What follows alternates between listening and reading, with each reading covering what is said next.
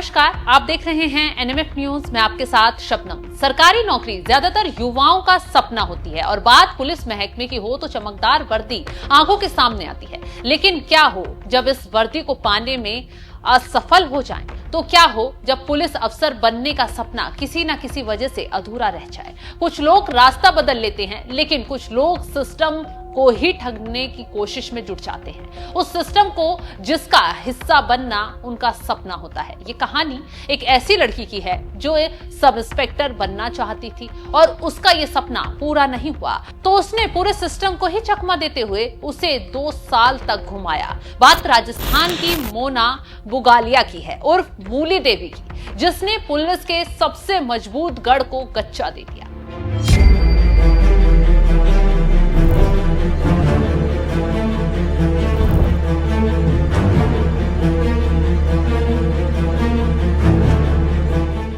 ना कोई रैंक, ना कोई रिक्रूटमेंट, ना कोई रोल नंबर, बस एक फर्जी वर्दी और इसके पीछे छिपी खतरनाक साजिश।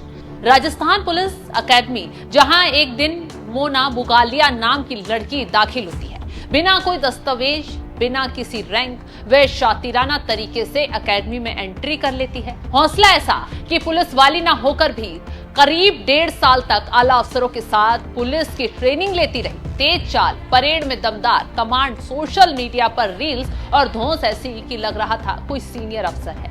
लेकिन फिर एक दिन सब कुछ अचानक बदल गया। वो लड़की गायब हो गई, ट्रेनिंग कैंप से, सोशल मीडिया से और जयपुर की गलियों से भी, और उसके पीछे पड़ गया पूरा पुलिस महकमा। क्योंकि अब तक जो सब इंस्पेक्टर समझी जा रही थी वो असल में सब इंस्पेक्टर नहीं थी। राजस्थान पुलिस एकेडमी में फर्जी सब इंस्पेक्टर बनकर ट्रेनिंग करने वाली चालबाज मोना बुगालिया आखिरकार 2 साल बाद पुलिस के शिकंजे में आ गई। पुलिस ने उसे सीकर से पकड़ा।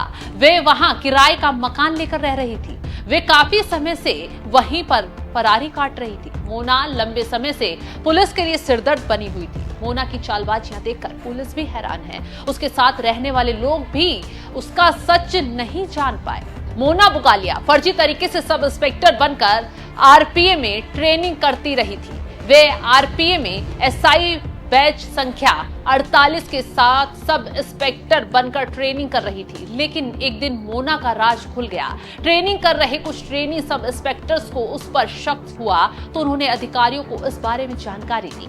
मोना बुगालिया और मूली देवी की कारस्तानी का पर्दाफाश होते ही वे फरार हो गई थी। इस पर उसके खिलाफ सितंबर 2023 में जयपुर के शास्त्री नगर थाने में रिपोर्ट दर्ज करवाई गई, लेकिन पकड़ी नहीं गई। जयपुर पुलिस के मुताबिक मोना मूल रूप से नागौर के डिडवाना की रहने वाली है। साल 2021 में उसने एसआई भर्ती परीक्षा दी थी, लेकिन चयन नहीं हुआ। इसके बाद फर्जी पहचान मूली देवी के नाम से खुद को सब इंस्पेक्टर बताकर आरपीए में दाखिल हुई। वहां उसने अधिकारियों से जान पहचान का लाभ उठाया, बिना आईडी विशेष गेट से एंट्री लेनी शुरू कर दी। मोना के इस नाटक का पर्दाफाश तब हुआ जब उसने एक महिला कांस्टेबल को व्हाट्सएप कॉल पर धमकी दी। इसकी शिकायत जब पुलिस तक पहुंची और रिकॉर्ड खंगाले गए तो पता चला मूली देवी नाम की कोई भी एसआई आरपीए में चयनित ही नहीं है। इसके बाद मोना आरपीए से धुआं की तरह उड़ गई। मोना की तलाश के लिए जयपुर में कई जगहों पर छापेमारी की गई। उसके कई ठिकाने पुलिस की 3 वर्दी और 7 लाख रुपए कैश मिले। मोना इतनी शातिर थी कि वो पुलिस को चकमा देने के लिए बार बार लोकेशन बदलती रही, लेकिन पुलिस के खुफिया तंत्र भी एक्टिव थे।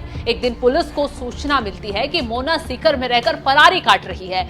3 जुलाई को पुलिस सीकर पहुंचती है और उसे धर दबोच लिया जाता है। मोना ट्रेनिंग के दौरान एडीजी के साथ टेनिस खेलती थी। पूर्व डीजीपी की बेटी की शादी में भी शामिल हुई थी। वर्दी के दम पर मंदिरों की लंबी लाइन में वीआईपी दर्शन करती। रौबदार अंदाज, पुलिसिया ठसक, जिससे उसके शातिर खेल की भनक किसी को नहीं लग पाई। आखिरकार सीकर में किराए के मकान में वह धर दबोच ली गई। ये मोना का सच बाहर नहीं आया, बल्कि ये सच है सन्नाटे में डूबी राजस्थान पुलिस एकेडमी का। ये कहानी आरपीए की उस दरार को दिखाती है जो हमारे सिस्टम में है। मोना की चालबाजी को बढ़ावा दिया आरपीए की कर्मियों ने ही। ये महिला जो सिस्टम में रहकर सिस्टम का चोला पहनकर सिस्टम वालों को ही धोखा देती रही और पूरे महकमे को भनक तक नहीं लगी। इस केस ने राजस्थान पुलिस के सिस्टम की परतें खोल कर छलनी कर दिया है। फिलहाल मोना बुगालिया गिरफ्तार तो हो गई है, लेकिन असली खेल अभी शुरू हुआ है। पुलिस मोना से पूछताछ में जुट गई है। ऐसे में देखना होगा कि इस खेल में मोना अकेली थी या उसका हमसाया भी था। क्या मोना ने वर्दी का फायदा उठाकर किसी बड़ी ठगी को अंजाम दिया है, ये भी पता लगाया जाएगा। कई सवाल उठ रहे हैं जिनके जवाब अभी मिलना बाकी है। फिलहाल जिस तरीके से मोना को लेकर इतना बड़ा खुलासा हो गया है, उसको लेकर आप क्या राय रखते हैं? कमेंट बॉक्स में अपनी राय जरूर बताएं।